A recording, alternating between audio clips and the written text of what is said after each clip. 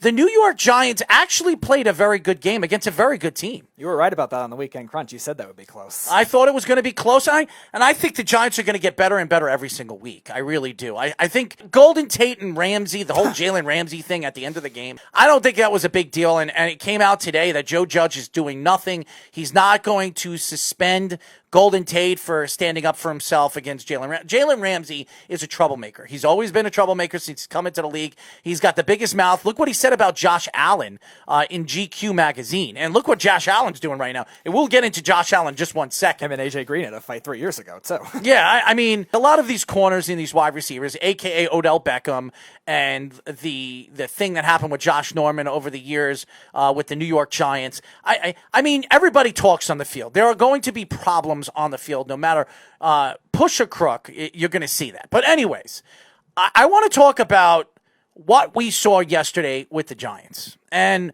first of all, the Giants defense is getting better and better every week. You can see that. The young players are starting to develop. You're seeing some of their front seven players like Carter show that why he was worth every bit of the draft pick that they got. I think they drafted him in the 3rd round. Yep, and he was just thought of as a 2nd-round talent. Georgia. And he's shown everybody that he could be the future for this front seven defense. And really, even though the Giants are 0-4, they're probably the best 0-4 team right now in the NFL. They really are. Sure. Every single game they've been close in. The Giants have only lost. They haven't lost more than 10 points in any of these games. So it shows you that the Giants. Yeah, against the 49ers they did. What was the score of the Giants? 36-9. I forgot about that. But the Giants have played very, very well, except against the San Francisco 49ers. But I think the Giants shown me that they're a quality team. They're a team that can compete, unlike some teams like the Jets. Okay? The Jets are a team that has not competed in any one of their games this year. I don't want to hear about last week's game because they competed against a 4th-string quarterback.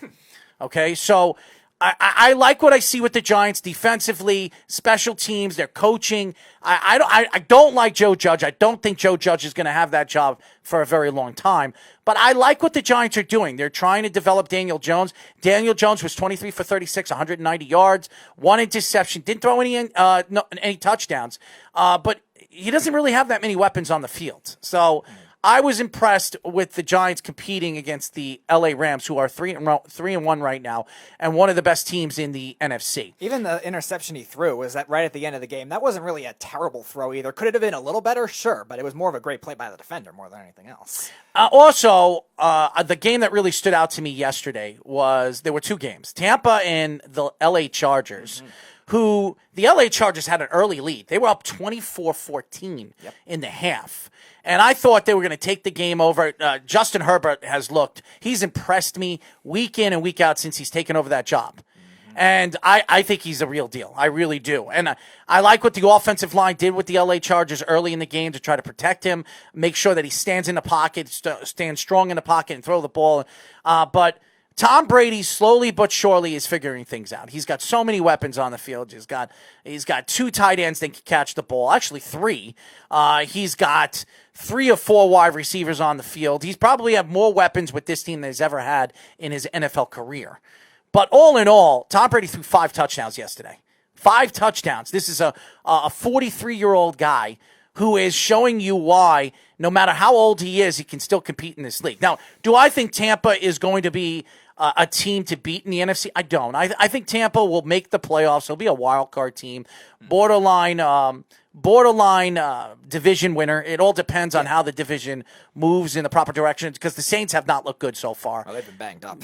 Yeah. So when the Saints come back, we'll see what the Saints are. But right now, Tampa could win the division, but even if they win the division, they have home field advantage. It's not like the Patriots. I just think that this team is completely built differently. And the defense played well yesterday at the end of the game. You've seen Jason Pierre-Paul and some of these guys get at the quarterback, Justin Herbert, who's young, very talented, and also a little wet behind the ears.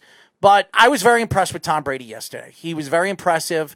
I can't really say anything bad about him. He threw a bad interception early in the game, which I was wondering where he was throwing the ball. But And he's thrown the ball sporadically all different places throughout the year so far. In 4 games, I think he's thrown about 5 interceptions. I think he has 4 pick sixes already this year, so they're already making the jokes with him and Jameis Winston.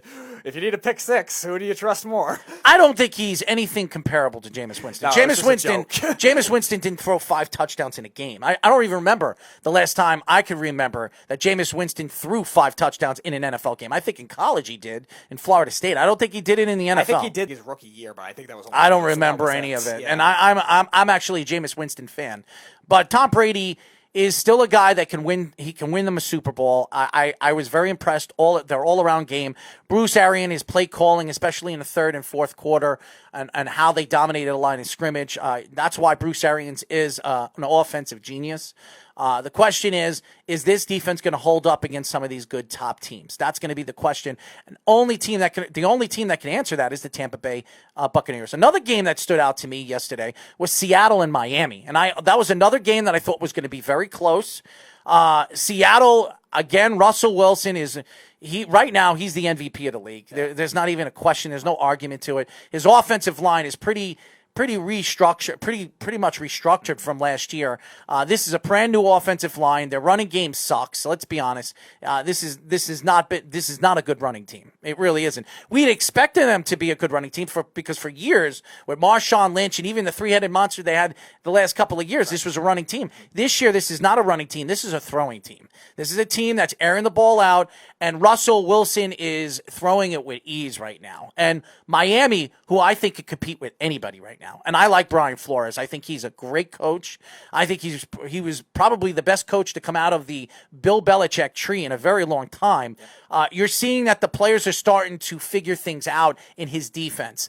And their defense is getting better and better. Even though they gave up 31 points yesterday against a very good Seattle Seahawks team, they played very good defensively, especially in the third and fourth quarter. They gave up a lot of points early in the game, which obviously threw them off, and they had to play catch-up the whole game. You cannot play catch-up against one of these top talented offensive teams like Seattle.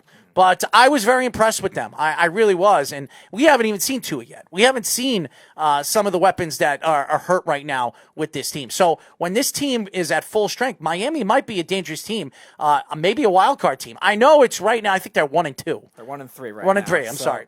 Yeah, it's going to be hard for them to climb back. But no, it's not. It's still no, plenty. It's not. No, I think an 8-18 can make the playoffs. No, I know. I'm saying with the extra wild card spot, it's possible. It's still going to be hard for them to climb back, though, if they keep going the whole season, because the Dolphins are notoriously not a second half team. They normally start faster and then they come back. Why do you later. always bring up what they are in the past? This isn't the same old Dolphins team. This is a different coach. This is a different team. Why do you insist to bring up what they have done in the past? The past is the past, and now is the present. So stop bringing up their past. Brian Flores is a different coach. He's not from the old trees of the Bill Parcells trees and whatever. Whoever has coached the Miami Dolphins over the years, which have been garbage, really, to be honest. But nevertheless, I was very impressed with Miami yesterday. Minnesota wins their first game of the year, which it's about time. If Kirk Cousins did not pull that win off, I think Kirk Cousins would have lost his job. I really do. I think Kirk Cousins has looked horrendous so far this season, and I feel bad for Deshaun Watson because obviously, we'll talk about Coach O'Brien getting fired today. And I think that's good news for somebody like Deshaun Watson because he needs a good coach and a competent coach that can help him lead. The Hopkins trade in the offseason made absolutely no sense with O'Brien. And I think that was one of the things that really kicked him out the door. But all in all, again, the Cardinals haven't looked good the last couple of weeks either, but that's a whole nother thing. They play the Jets this week, so they'll look even better. That's the spark they need. Yeah. But Minnesota is a team that I still think is a quality team in the NFC. Now, being that they were 0-3, it's going to be very, very hard for them to catch up in the NFC and make the playoffs. When you go 0-3, very few teams make the playoffs. I think there were 2 teams in the last, 7 or 8 years that have made the playoffs being 0-3. So it's a rarity. Could Minnesota do it? Yes. Minnesota has the defense. They have the offense. They have the offensive ability. Dalvin Cook has disappeared this year. He has. I mean, he's looked good in certain games. He's played well, but he has looked. First 2, yeah. He's looked good in certain games, and he's looked bad in other games. And if Dalvin Cook is not giving them 100 yards a game and he's giving them 1 or 2 touchdowns a game, they're not going to win because losing Stefon Diggs has absolutely hurt them. You can see that in their offense. Thielen is not the same wide receiver without Stefon Diggs. And Stefon Diggs right now is the best wide receiver in football. As crazy as it may sound, he's got, besides Odell Beckham, who's been better than Stefon Diggs? And I don't like Stefon Diggs. Yeah, we know.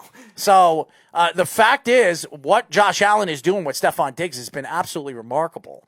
And he's averaging over 110 yards a game and at least a touchdown a game. Stefon Diggs has been the best wide receiver in football this year. He really has. And he's been very, very much every bit of that first-round pick that they gave up to get him. So anyways, I want to get into also the Cleveland Browns versus the Dallas Cowboys. Now, Dak Prescott has had sensational games week in and week out. He has been fantastic. Dak Prescott threw over 500 yards yesterday. He's the first quarterback this year to throw over 500 yards. He's also one of very few quarterbacks to do what he did in a game 2 weeks ago against the Atlanta Falcons. 3 running touchdowns. I think he threw 4 touchdowns. And he was remarkable, threw over 450 yards. He's been fantastic. You cannot blame Dak Prescott for the loss yesterday against Cleveland. Yeah, he's also the first quarterback in NFL history to do 3 straight games of 450 yards or more.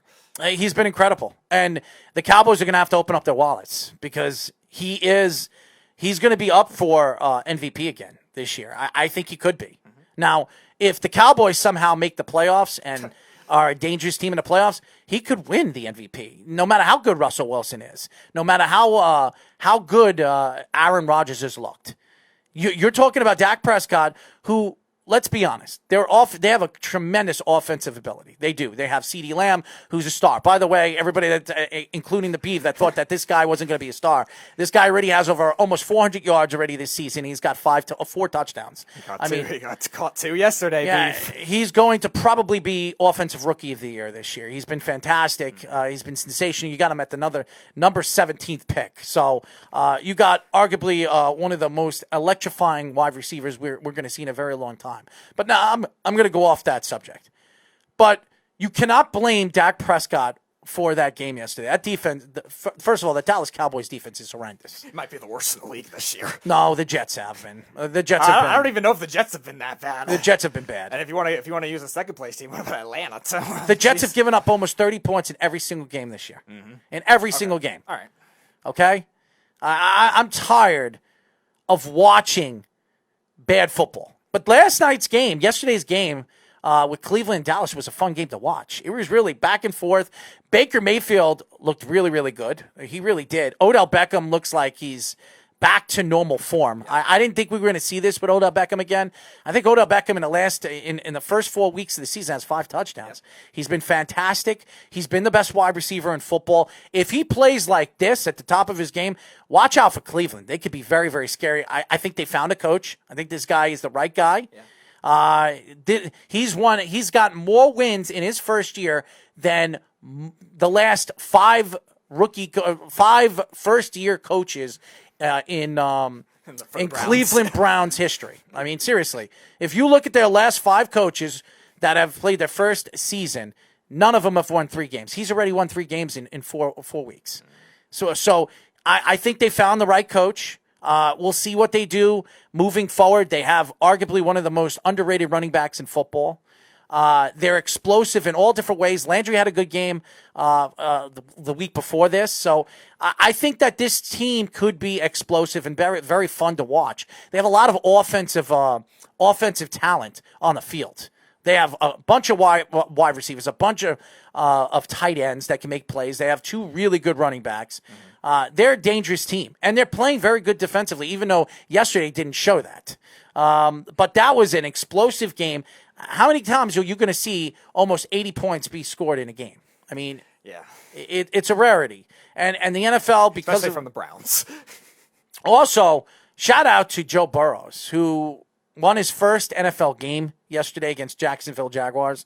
I think Joe Burrows is the real deal too. I think I love the kid because the guy doesn't talk much. When he talks, he's like a Sam Darnold. He doesn't really speak highly. He talks about his players, talks about what he needs to do better. He doesn't really throw himself under the bus. He doesn't throw any of the players or the organization under the bus. I love that about Joe Burrows. And respectively, how many quarterbacks his first 3 or 4 weeks throwing over 300 yards? He's the first rookie quarterback to do it in 3 straight games. Yeah, so it's an incredible feat for him, and maybe Cincinnati found themselves a coach too. Maybe they did. Maybe they found somebody that can develop a young quarterback like Joe Burrows, because God knows the Jets haven't.